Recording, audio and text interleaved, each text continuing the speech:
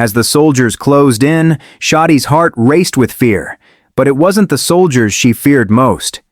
In the distance, a low, eerie whistle pierced the night air, one she recognized all too well.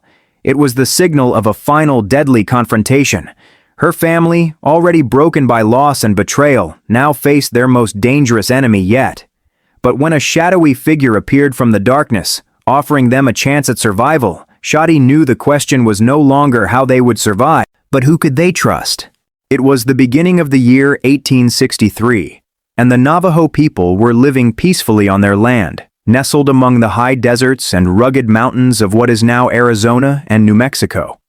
The sun shone brightly over the land, the air clean and crisp. Shotti, a young Navajo woman, sat by the river, weaving a blanket while her father, Sonny, fished in the clear water. Life seemed serene, but the looming threat of a dark storm would soon shatter their world. Just as Shotti looked up, she saw a plume of smoke in the distance, an ominous sign that would change everything. The peace they had known was about to be violently taken away, and the shadows of the past were creeping closer, bringing with them the promise of loss, hardship, and the fight for survival. As the smoke thickened on the horizon, Shotti could hear the unmistakable sound of galloping hooves. The soldiers were coming, and the figure from the shadows was now the only hope they had. Would they survive the storm that was about to engulf them, or would the past finally catch up to them?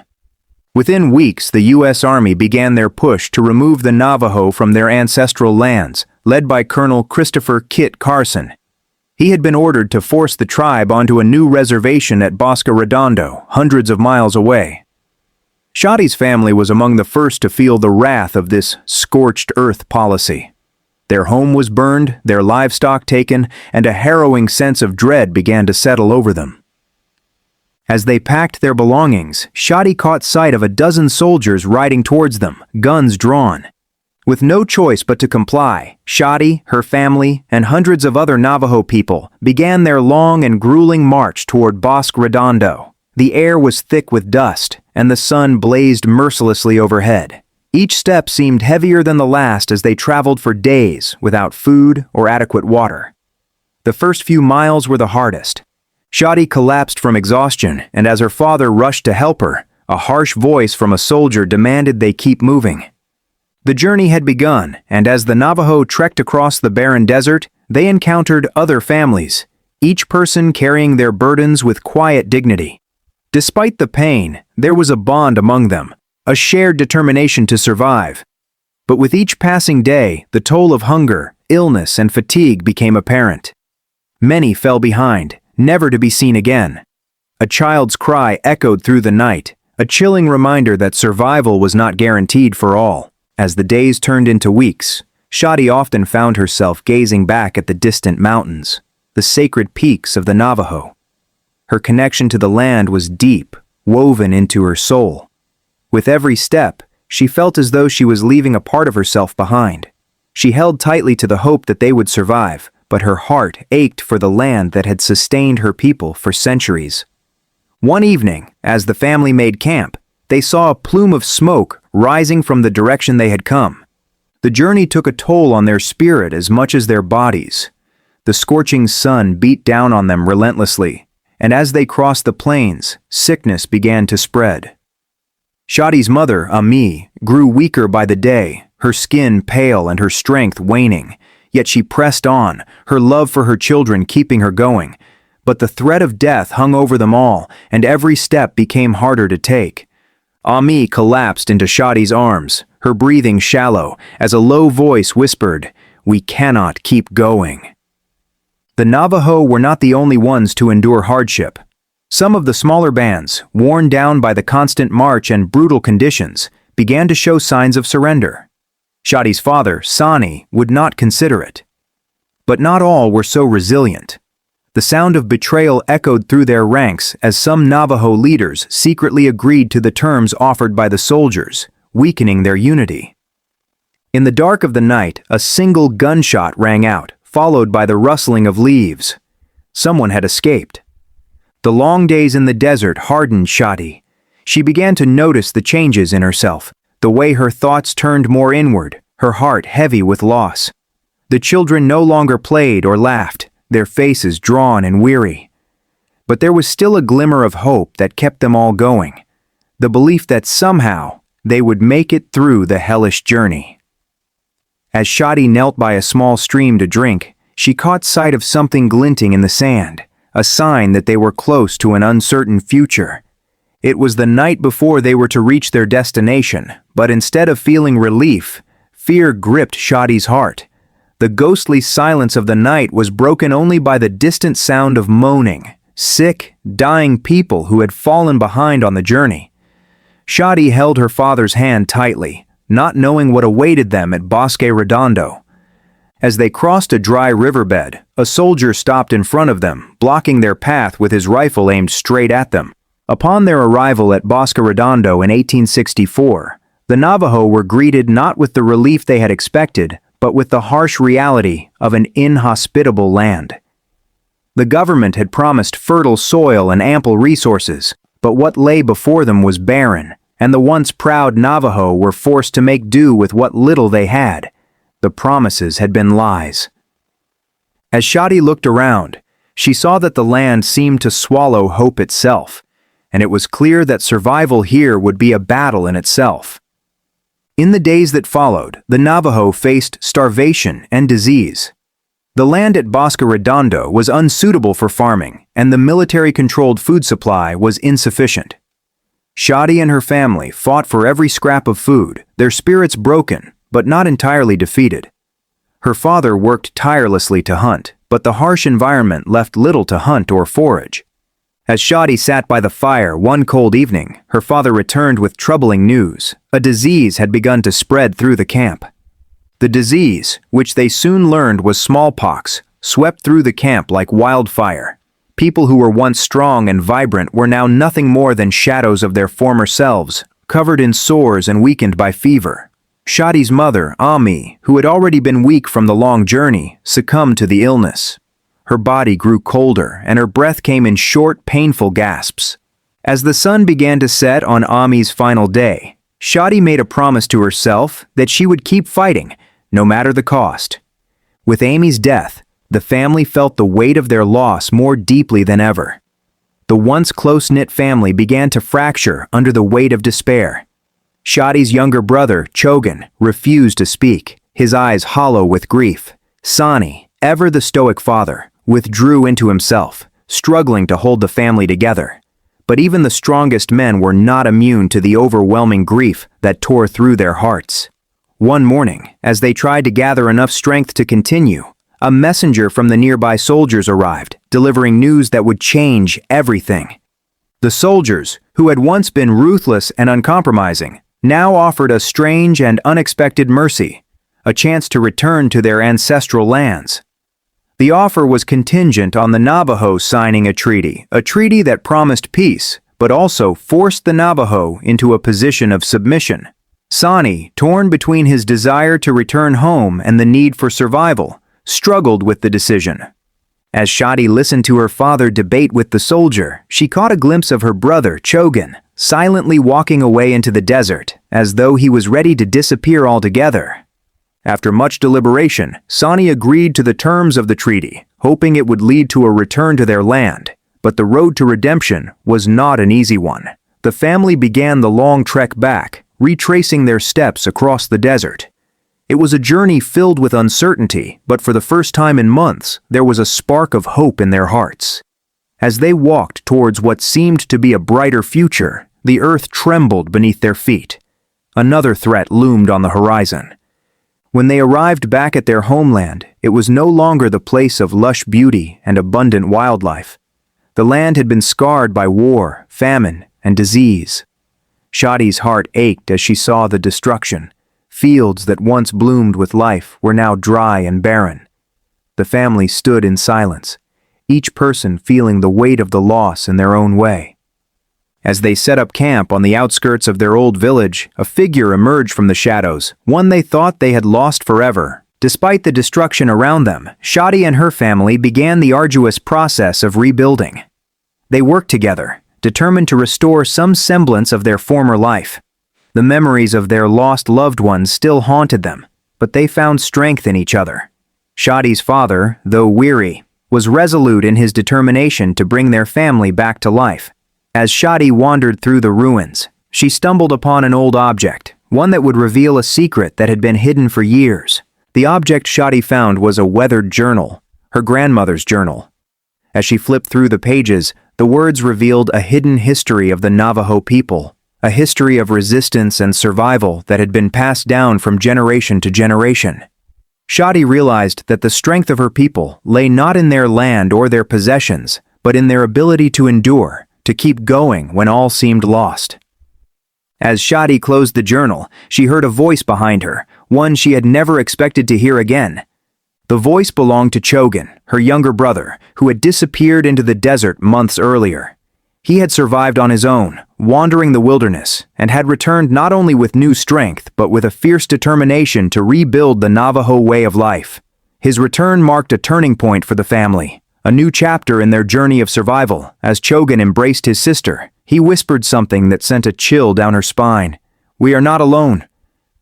With Chogan's return, the family began to heal, but they knew that healing would take time. The land, though damaged, still held memories of their ancestors. Together, they began to rebuild their village, restoring their traditions and culture, and with every stone laid, they grew stronger. The future was still uncertain, but for the first time, they felt like they were walking in the right direction. Just as the village began to take shape, a new challenge arrived, one that would push them to the limits of their strength and unity. Just as Shotti and her family thought they had found peace, the shadow of the soldiers returned. The government had not forgotten the Navajos' resistance. Despite the treaty, the U.S. Army returned to force them to relocate once again. The fear of losing their home was a nightmare Shotti had never expected to relive. Yet, as the soldiers approached, Shotti stood tall, ready to protect her family, even if it meant confronting them head-on. As the soldiers neared, Shotti saw something that struck fear into her heart. A group of Navajo elders being marched away, forced into submission. Sani, unwilling to let the soldiers take their land without a fight, organized the Navajo to stand their ground. The spirit of resistance had not died, it burned even brighter. The elders, though weak, joined in, encouraging the younger generation to continue the fight for their homeland. Shotti, though frightened, found herself filled with a new strength. As the soldiers began to advance, Shotti made a decision that would alter the course of their fight. She ran toward them, demanding to speak to their leader. Shotti's confrontation with the soldier commander did not go as she had hoped. The commander, a man who had seen many battles, was unmoved by her words. Instead, he issued a warning to the Navajo people. Continue to resist, and they would be punished. The price of defiance was high, and as the family regrouped, Shotti's father made a hard decision. That night, as the family discussed their options, they saw a figure emerge from the darkness, a messenger with news that would bring them to the edge of their endurance. The messenger's news was grim. The U.S. government had reneged on the treaty they had signed, and now the Navajo were being pushed even further from their land. The promise of land and peace was nothing more than a cruel lie. Sani was crushed, but not defeated. He knew that this was not just a fight for survival, it was a fight for dignity. As Shotti's father turned to face the family, his eyes filled with determination, a plan began to form. A plan that would take them beyond the reach of the soldiers. Sani's plan was risky, but necessary. They would leave Bosque Redondo under the cover of night, evading the soldiers' watchful eyes. It would be a dangerous journey, but it was their only hope for survival and a return to their homeland. Shotti helped gather the supplies, water, food, and blankets, preparing for a journey they could not predict.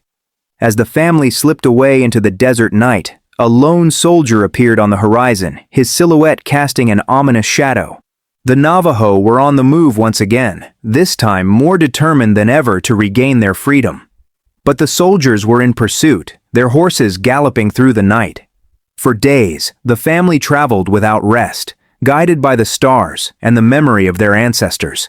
Despite the hardship, Shotti's spirit remained unbroken. Each step forward felt like a small victory.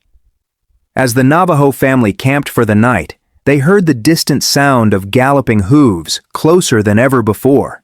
The unforgiving desert was a relentless force.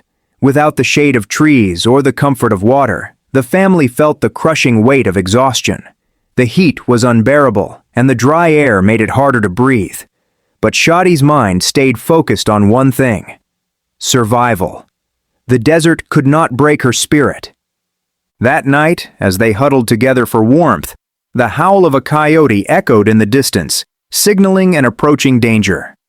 On the edge of the desert, the family stumbled upon a small, hidden oasis. There, they met a group of friendly Apache who had heard rumors of the Navajos' plight. The Apache offered them food, water, and shelter, a gesture that felt like a blessing. The encounter brought a small spark of hope that perhaps there was still kindness in the world. As the family sat around the fire, the Apache leader spoke of a secret path that could lead them to safety, a path that had not been used for years. The secret path was treacherous, winding through narrow canyons and across jagged cliffs, but it was their best chance at evading the soldiers. Shotti and her family followed the Apache guide through the dangerous terrain, their hearts filled with a mixture of fear and hope. They knew that this path could either lead them to freedom or to their demise.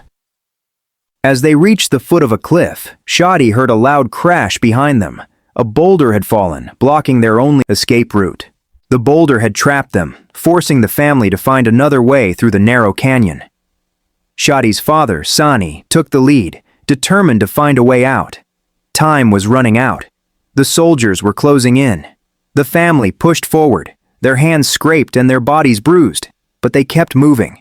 As they rounded a bend in the canyon, Shotti froze. She saw the unmistakable sight of soldiers' uniforms ahead. With no time to waste, Shotti's father urged them to take cover behind a large rock.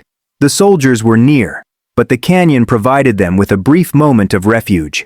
They watched as the soldiers passed by, unaware of their presence. The escape had been close, but they were not yet free. As the soldiers continued down the canyon, one of them stopped.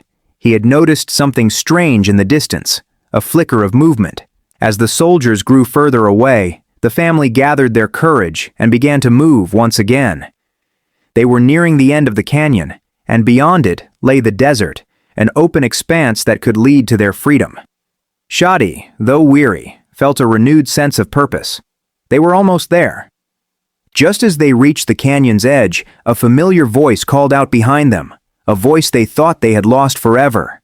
The voice calling out behind them belonged to Chogan, Shotti's brother, who had disappeared during the journey months ago.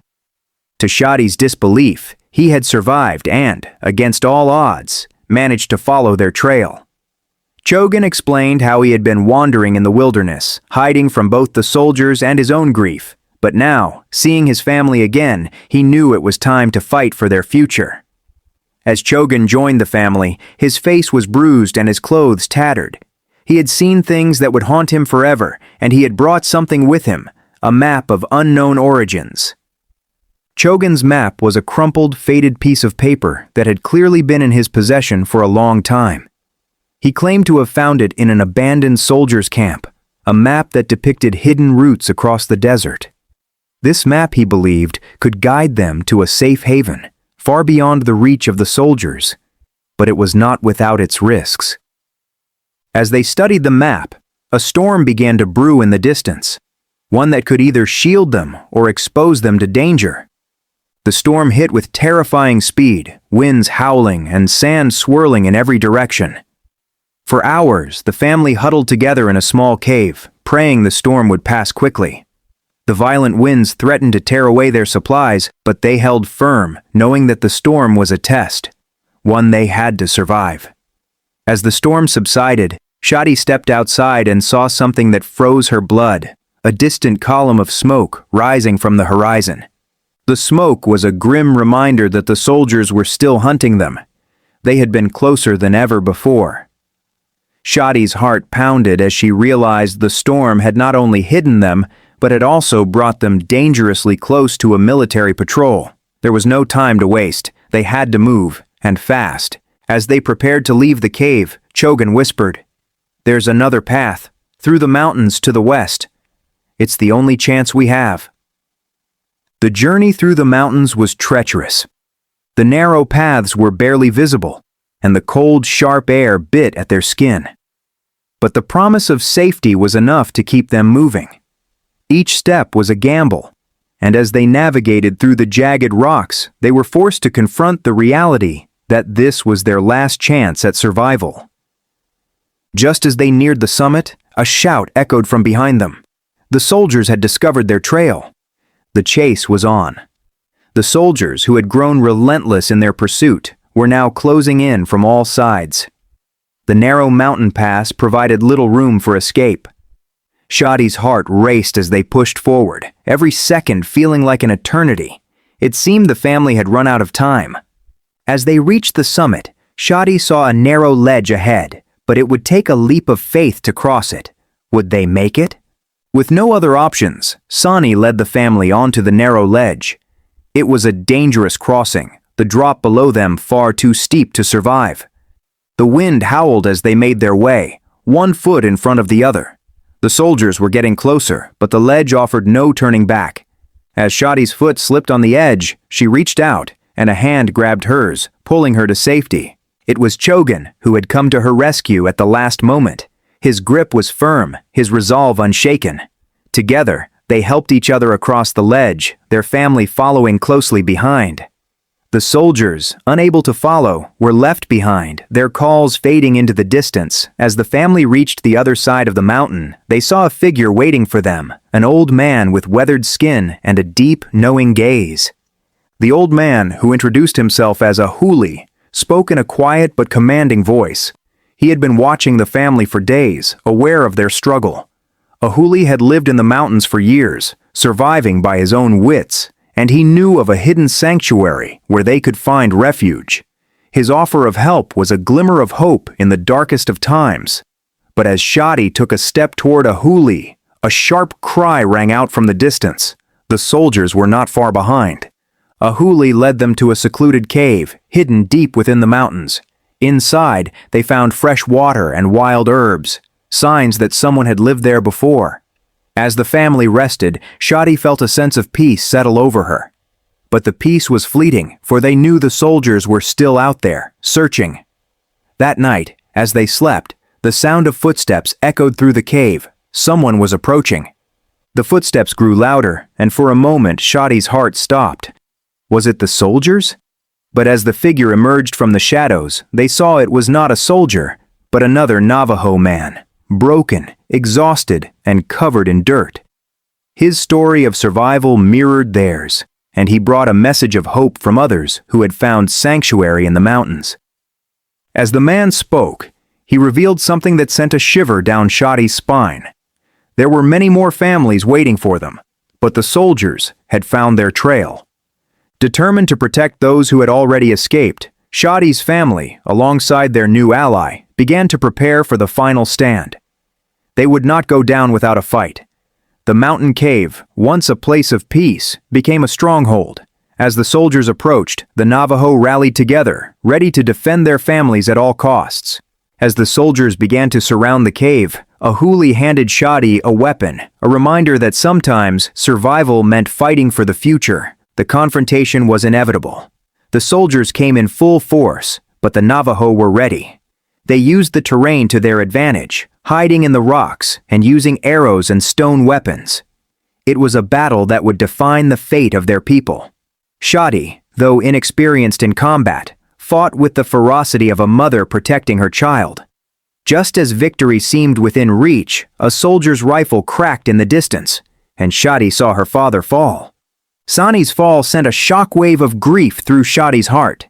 She rushed to her father's side, her hands trembling as she tried to stop the bleeding from his wound. The sound of battle raged around them, but all Shotti could focus on was her father's fading breath. Her strength was tested in that moment, and for a brief second, she thought of surrender. As Sani's breath slowed, his eyes opened for one final moment, and he whispered, "You must survive. Carry on the fight." With his last words, he closed his eyes, leaving Shotti with a heavy heart and a burning resolve. With her father gone, Shotti became the new head of the family. It was a role she had never prepared for, but one she was forced to take on. The weight of responsibility bore down on her as she looked after her younger brother and the other survivors. They had survived the first wave of battle, but the soldiers were still closing in, and they had no time to mourn. The morning after Sani's death, Shotti gathered the survivors around the fire and delivered a powerful message. "We fight, we live, for our father, for our people." Shotti's leadership was tested as the soldiers encircled the mountain. With no more hiding places, the family and their allies prepared for the final confrontation. But Shotti knew they could not win with brute force alone. She had to outsmart the soldiers. Using the terrain to their advantage, she planned a daring maneuver to mislead the soldiers into thinking they had escaped.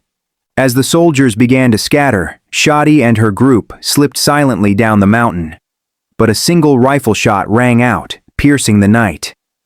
The rifle shot was a warning. A soldier had spotted one of the survivors trying to make a break for it. Chaos erupted as the soldiers began to chase them down the mountain. Shotti, realizing their cover was blown, led the survivors in a desperate flight through the winding paths. But the soldiers were relentless. As they neared the edge of the mountain, they saw a barricade of soldiers up ahead. There was no turning back now. The family and their allies made their final stand on the mountain's edge. With weapons drawn and hearts pounding, they prepared for what could be their last battle. The soldiers advanced, guns aimed, but Shotti's spirit remained unbroken. She had inherited her father's courage, and with a deep breath, she stood tall. Just as the soldiers closed in, a loud explosion rocked the air, throwing both sides into chaos. Something had gone wrong, and it wasn't just the battle that was about to change. The explosion was a surprise tactic set by the remaining Navajo fighters, an ambush that sent the soldiers reeling. The blast gave Shotti and her family the opening they needed to make a break for it. As they ran, the mountain around them seemed to come alive, the rocks and cliffs offering shelter and escape. But the danger wasn't over. As they descended deeper into the canyon, they heard the unmistakable sound of drums, Navajo drums, signaling an alliance they had yet to encounter. The drums echoed through the canyon, and Shotti felt a surge of hope. The Navajo were not alone. A group of allies, hidden deep in the desert, had joined their cause. These warriors, once thought to be lost, had been watching over the refugees, waiting for the right moment to strike. With their help, Shotti and her family could have a chance at survival. As the warriors emerged from the shadows, their leader stepped forward, someone Shotti recognized from her past, someone she never thought she would see again. The leader of the new group was none other than Shotti's cousin, Nijoni, a skilled warrior who had disappeared years ago. Nijoni's return was both a blessing and a reminder of the heavy price of survival. She had been living in the mountains, fighting a silent war against the soldiers, and now her group would help Shotti and her family escape for good. Nijoni revealed a shocking piece of information. The soldiers are planning a final offensive. They are moving in fast. We have one last chance to escape. With time running out, Nijoni and Shotti devised a plan to move the survivors through the night. They would use the cover of darkness to navigate the mountain paths and reach the distant river where they could hide and regroup. It was their final push, and every moment was critical. As they moved through the canyon, a pair of glowing eyes appeared in the darkness, something wild, something untamed. The glowing eyes belonged to a mountain lion, one of the region's fiercest creatures. But instead of attacking, the lion merely watched them.